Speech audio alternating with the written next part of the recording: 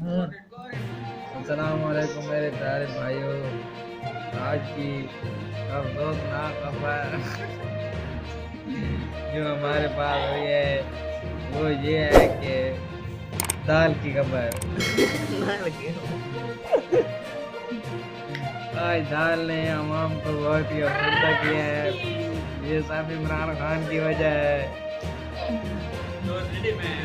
دال میں جو ہے نا ذائقہ صحیح نہیں آ رہا۔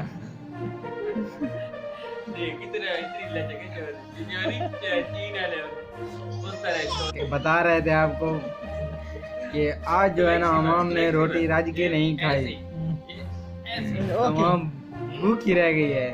کیوں بھائی؟ دال کی وجہ سے؟ ہاں جی دال کی وجہ سے۔ دال میں جو ہے نا ذائقہ صحیح نہیں آ رہا تھا۔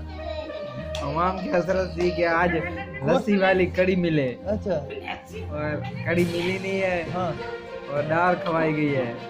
بہت ہی یاد کی آپ کے ساتھ مولانا صاحب۔ اور یاد کی گئی ہے۔